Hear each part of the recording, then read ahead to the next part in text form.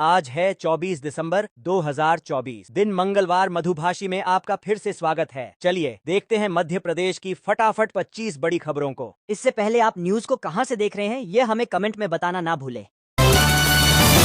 5वीं और 8वीं क्लास के एग्जाम में फेल होने वाले स्टूडेंट्स को अब पास नहीं किया जाएगा। केंद्र सरकार ने सोमवार को नो डिटेंशन पॉलिसी खत्म कर दी है। पहले इस नियम के तहत फेल होने वाले स्टूडेंट्स को दूसरी क्लास में प्रमोट कर दिया जाता था। सरकार के नए नोटिफिकेशन के मुताबिक फेल होने वाले स्टूडेंट्स को 2 महीने के अंदर दोबारा परीक्षा देने का मौका दिया जाएगा। अगर वे दोबारा फेल होते हैं तो उन्हें प्रमोट नहीं किया जाएगा, बल्कि जिस क्लास में वे पढ़ रहे थे उसी में दोबारा पढ़ेंगे। रतलाम जिले के 20 मजदूरों को महाराष्ट्र के सतारा में बंधक बना लिया गया है। उनके 5 साथी भी बंधक बने हैं। मजदूरों के परिजनों ने जिला पंचायत उपाध्यक्ष केशुराम निनामा और जयस के जिला अध्यक्ष कालू बारोड के साथ एसपी अमित कुमार से मिलकर उनकी रिहाई की मांग की है।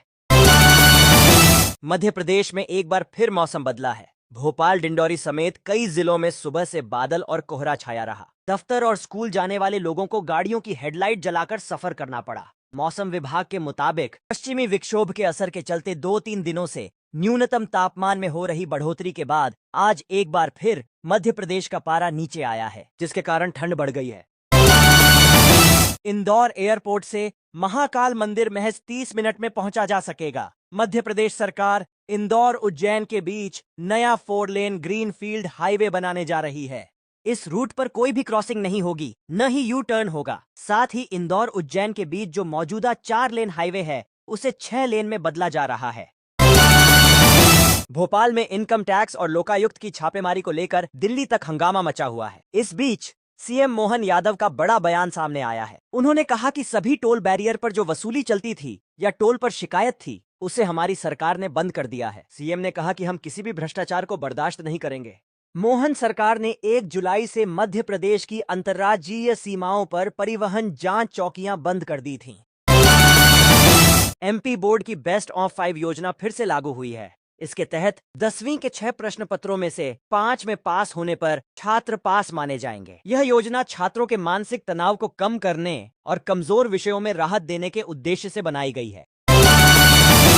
मुख्यमंत्री मोहन यादव ने सागर के गौरव दिवस एवं जन कल्याण पर्व पर कहा है कि सागर में कैंसर अस्पताल और रानी अवंतीबाई विश्वविद्यालय में विधि संकाय शुरू होगा।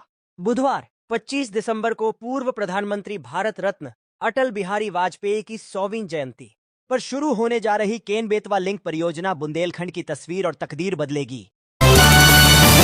मध्य प्रदेश शासन ने साल 2025 के सामान्य और ऐच्छिक अवकाश घोषित कर दिए हैं। इस साल कर्मचारियों को 22 सामान्य और 68 ऐच्छिक अवकाश मिलेंगे। कर्मचारियों को इनमें से 8 छुट्टियों का नुकसान हुआ है। दरअसल गुड़ी पड़वा, महर्षि गौतम जयंती, चैती चांद, गणतंत्र दिवस, रामनवमी एवं मोहर्रम त्योहार रविवार के दिन पड़ रहे हैं। इस दिन पहले से ही अवकाश रहता है।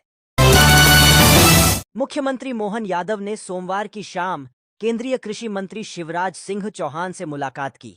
इस अवसर पर उपस्थित उत्तराखंड के मुख्यमंत्री पुष्कर सिंह धामी और मध्य प्रदेश विधानसभा के अध्यक्ष नरेंद्र सिंह तोमर ने भी केंद्रीय मंत्री शिवराज सिंह चौहान से भेंट की।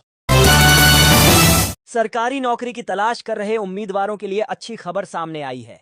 रेलवे भर्ती बोर्ड ने ग्रुप डी लेवल 1 भर्ती की घोषणा कर दी है। इस संबंध में शॉर्ट नोटिस जारी किया गया है। आधिकारिक वेबसाइट पर जल्द ही विस्तृत नोटिफिकेशन उपलब्ध हो सकता है। शॉर्ट नोटिफिकेशन के अनुसार रिक्त पदों की संख्या 32,438 है। मध्य प्रदेश हाईकोर्ट ने राज्य सरकार को निर्देश दिए हैं कि अगले शैक्षणिक वर्ष से प्रदेश के निजी मेडिकल कॉलेजों में सीटों की संख्या बढ़ाई जाए ताकि आर्थिक रूप से पिछड़े वर्ग यानी ईडब्ल्यूएस के लिए भी सीटें आरक्षित की जा सकें। मुख्य न्यायाधीश सुरेश कुमार कैत और न्यायमूर्ति विवेक जैन की युगल पीठ ने इस प्रक्रिया को पूरा करने के लिए 1 वर्ष का समय दिया है। जबलपुर जिले के ककरहटा और कटंगी के आदिवासी आश्रमों में सरकारी फंड हड़पने के लिए बच्चों की फर्जी उपस्थिति का मामला सामने आया है। अधीक्षक बच्चों की संख्या बढ़ाकर फंड में हेराफेरी कर रहे हैं। एक महिला ने बताया कि यहां 40 बच्चे हैं, लेकिन जब उनसे 24 घंटे रहने वाले बच्चों की संख्या पूछी गई तो उन्होंने कहा कि 20 बच्चे हैं जो स्कूल के समय आते हैं। इंदौर में आदिम जाति मर्यादित सहकारी संस्था पीथमपुर के सहायक प्रबंधक कनीराम मंडलोई के यहां लोकायुक्त ने छापा मारा। टीम ने इंदौर, धार और मानपुर में 5 ठिकानों पर सर्च की जहां 2.5 करोड़ से अधिक की अवैध आय का पता चला। लोकायुक्त को इंदौर के एक व्यक्ति ने 10 दिन पहले शिकायत की थी, जिसके बाद एसपी राजेश सहाय ने जांच शुरू की। आय से अधिक संपत्ति के सबूत मिलने पर छापे के लिए 5 टीमें बनाई गईं, जिनमें 3 डीएसपी स्तर के अधिकारी और 20 कर्मचारी शामिल थे। केवल स्वच्छता में ही इंदौर नंबर 1 पर नहीं है, बल्कि अन्य मामलों में भी इंदौर का डंका दूसरे राज्यों में बजता है। बात फिर भले ही पशुओं की क्यों न हो, अब इंदौर की विश्व सुंदरी ने महाराष्ट्र के सारंग खेड़ा में आयोजित चेतक महोत्सव में प्रथम विजेता के रूप में जीत हासिल की है। इस महोत्सव में देश भर से घोड़े और घोड़ियों को उनके मालिक लेकर आए थे। करीब 400 घोड़े और घोड़ियां शामिल हुए।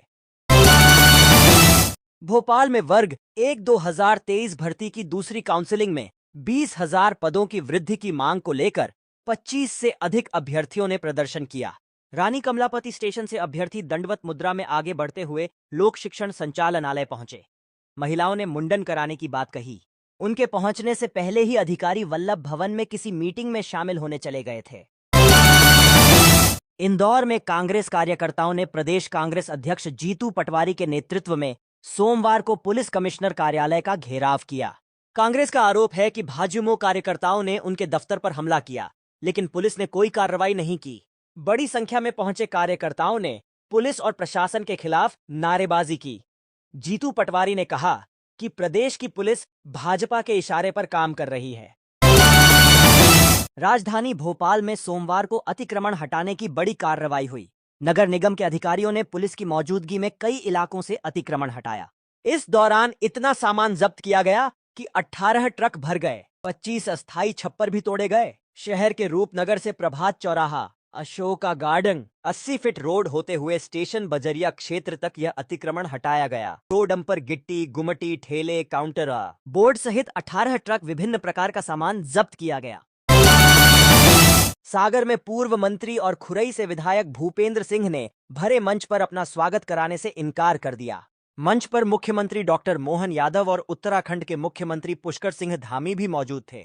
भूपेंद्र सिंह ने अपने संबोधन में मंत्री गोविंद सिंह राजपूत का नाम भी नहीं लिया। वहीं कार्यक्रम को लेकर लगे बैनर पोस्टर में उनका फोटो न होने पर उन्होंने कहा कि बैनर पोस्टर में फोटो नहीं, दिलों में जगह होना चाहिए।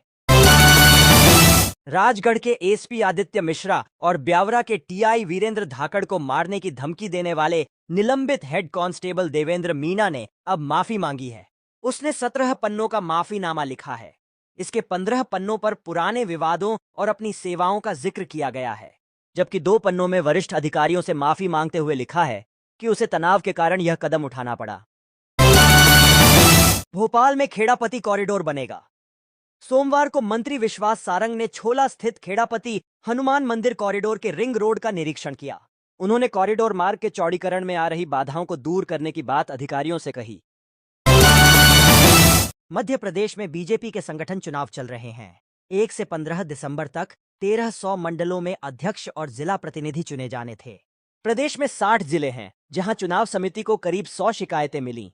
अपीलीय समिति ने इनकी जांच की है। शिकायतों में बताया गया है कि कई मंडलों में पदाधिकारियों ने अपनी उम्र घटाई है। 18 मंडलों के चुनाव निरस्त किए गए, जिनमें सबसे अधिक सिवनी से हैं। भोपाल के जिस आरटीओ के पूर्व कांस्टेबल सौरभ शर्मा के घर लोकायुक्त की टीम ने छापा मारा, उसके खिलाफ आय से अधिक संपत्ति मामले में एफआईआर दर्ज कर ली गई है। इस मामले में लोकायुक्त ने सोमवार को सभी 5 आरोपियों को समन जारी किए हैं। जिन लोगों को समन जारी किया गया है, उनमें सौरभ शर्मा, उसकी मां, पत्नी चेतन सिंह गौर और शरद जायसवाल शामिल हैं। सोमवार को इंदौर में बाबा रणजीत हनुमान का स्वर्ण रथ मंदिर पहुंचा। मुख्य पुजारी पंडित दीपेश व्यास के अनुसार सुबह 5 बजे हुई 139वीं प्रभात फेरी में 5 लाख से ज्यादा श्रद्धालु शामिल हुए। सुरक्षा के लिए 1000 पुलिसकर्मी तैनात थे। बाबा का शहर में 200 से ज्यादा मंचों पर स्वागत हुआ। भक्त नाचते गाते जय रणजीत के जयघोष लगाते रहे। प्रभात फेरी में बच्चे से लेकर बुजुर्ग तक बाबा का आशीर्वाद लेने पहुंचे। प्रदेश में रेत के अवैध खनन रोकने के लिए खनिज विभाग आर्टिफिशियल इंटेलिजेंस आधारित ई-चेक नाके लगाएगा। हाई रेजोल्यूशन कैमरों और बारकोड स्कैनरों से वाहनों की निगरानी की जाएगी। सभी जानकारी भोपाल और जबलपुर के कमांड सेंटर को भेजी जाएगी। यह कदम खनिज परिवहन में पारदर्शिता और नियंत्रण लाएगा। भोपाल और आसपास के इलाकों में चलती ट्रेनों से यात्रियों के सामान की झपटमारी की घटनाएं बढ़ रही हैं। ये झपटमार ट्रेन की गति धीमी होने पर दरवाजे पर रखा सामान और यात्रियों के हाथ का मोबाइल भी उड़ा लेते हैं। सप्ताह भर में ऐसे 4 मामले भोपाल और रानी कमलापति स्टेशन के सामने आए हैं।